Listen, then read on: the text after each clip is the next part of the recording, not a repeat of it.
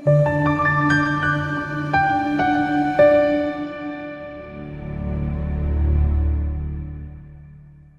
akwazi ukukhuluma nawe igama kuPastor Winning channel Nyufleka. Kubalekile ufanele sicela kwena ukusubscribe. Empeleni no. Ukuthi inamba isense kusongo 9 mama kuphela. Why I keep on insisting this thing yokuthi abantu before ngasibe isikhathi ukuthi abantu lokho abantu bayaqhubeka baya ngoWhatsApp bangithumela ama-SMS ukuthi asikwazi ukungalishumela leli vangeli uma abantu beqhubeka bona. Uyabona? Inamba isense kuphela iba ngumuntu ongumlandelwa le channel. Uyabona? Akungabi nesibindi sokuthi nje uthi you come across the channel busifunela iphupho so uthatha inamba yangifonela. No. Inamba sayikhiphela abantu abangabalandeli be-channel kahle. Ngalokho kuba bebengekho abantu ababalandeli inamba bengeke ibe khona. So nawe yiba umuntu omlandeli. Asenze kanje uma ufuna ukubuza iphupho ukwazi ukufona futhi ubuze mina igama.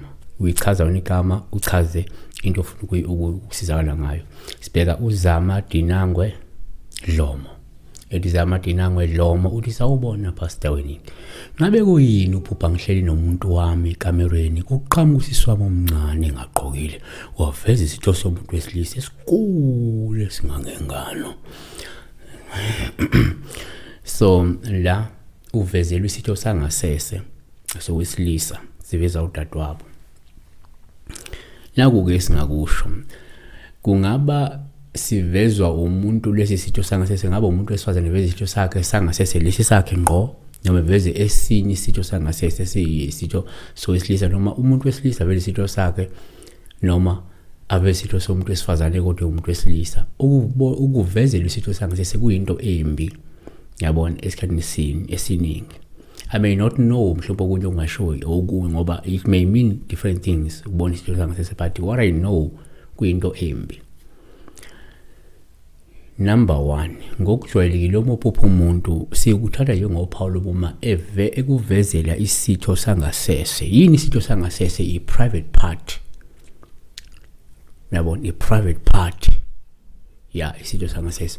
So uma lokhu kungakhomba noma kungabika ukugadlwa ngento eyisichitho esibi yimbangi yakho ukuze lo mlingani wakho azocunuka acikeke futhi asukele ungonanga wena. uHezekiel 16:26 wafeba nabaseGibhithe abakholwane bakho abamnyama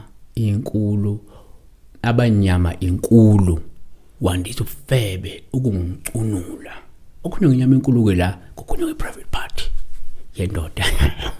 So kuyenzeka futhi uma ubupha umuntu uthola ukuthi kuwuphawu lubi uma ekuvezela isitho sangasese.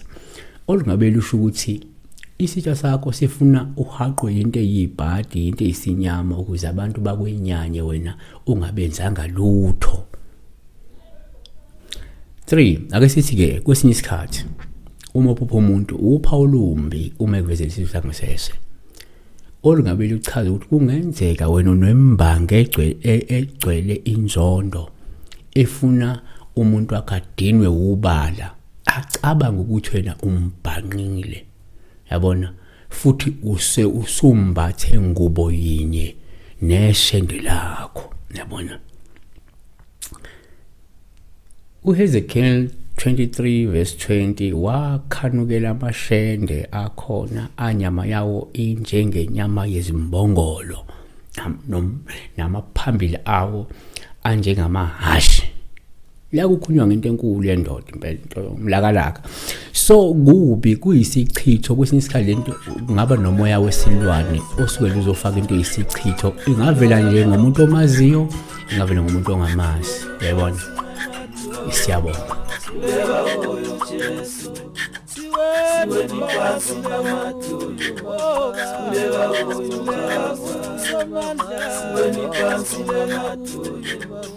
Kuleka